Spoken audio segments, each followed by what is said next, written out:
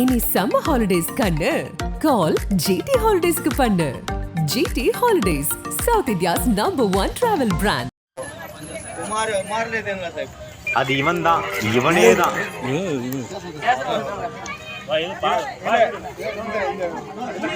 ஊருக்குள் புகுந்த வட மாநிலத்தவர்.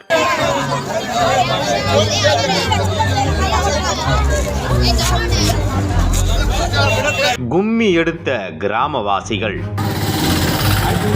மொத்த மாவட்டத்தில் தான் இருக்காங்கன்னு பார்த்தா விசாரணையில் வெளியான உண்மை.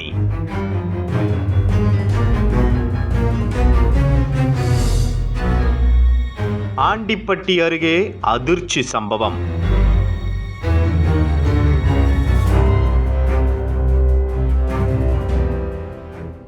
தேனி மாவட்டம் ஆண்டிப்பட்டி அருகே அமைந்துள்ளது அரப்பட்டி தேவன்பட்டி. இப்பகுதியில் வட மாநிலத்தைச் சேர்ந்த நபர் ஒருவர் சுற்றித் திரிந்துள்ளார்.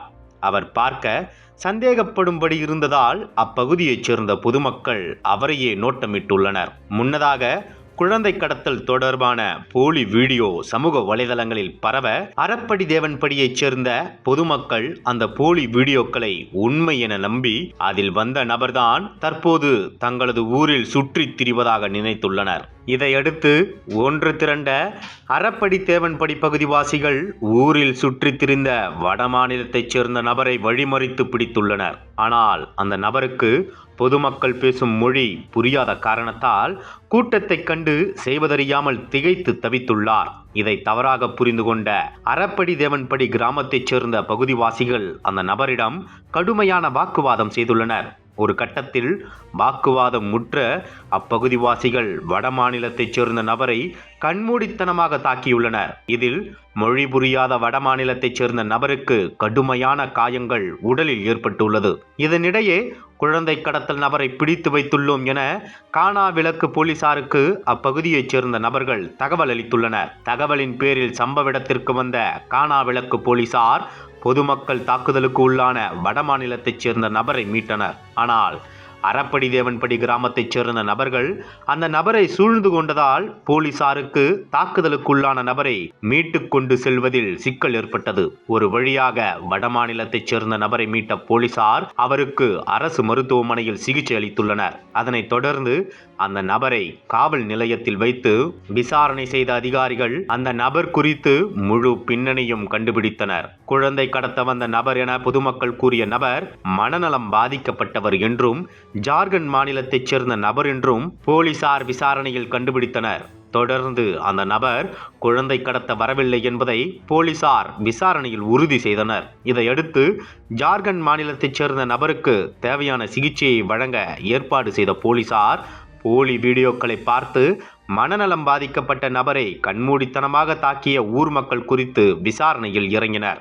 இதனிடையே நடந்த தாக்குதல் தொடர்பாக சம்பவம் நடைபெற்ற குன்னூர் கிராம நிர்வாக அலுவலர் பரசுராமன் காவல் நிலையத்தில் புகார் கொடுத்தார். புகாரை பெற்றுக்கொண்ட போலீசார் வட மாநிலத்தைச் சேர்ந்த நபரின் மீது நடந்த தாக்குதல் தொடர்பாக விசாரணையை தீவிரப்படுத்தினர். அதில் அரப்படி தேவன்படி கிராமத்தைச் சேர்ந்த பிரபு, அழகு ராஜா, காமராஜ் மற்றும் பிராதுகாரன்பட்டியைச் சேர்ந்த சரவணன், முத்தனம்பட்டியைச் சேர்ந்த சதீஷ் ஆகிய 5 பேர் மீது வட மாநிலத்தைச் சேர்ந்த நபரை குழந்தை கடத்த வந்த நபர் என தவறாக தாக்கியது தொடர்பாக வழக்கு பதிவு செய்தனர். தொடர்ந்து தலைமறைவாக உள்ள நபர்களை போலீசார் தேடி வருகின்றனர்.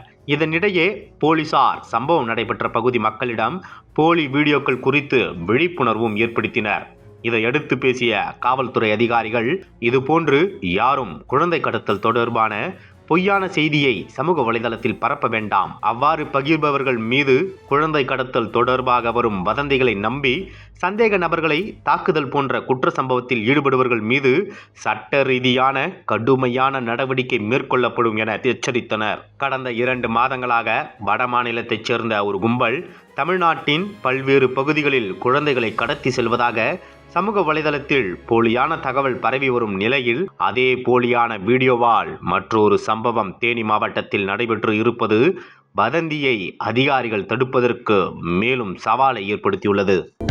அனல் பறக்கும் செய்திகளை அப்டேட் செய்து கொள்ள நக்கீரன் களத்தை இப்பவே சப்ஸ்கிரைப் பண்ணுங்க.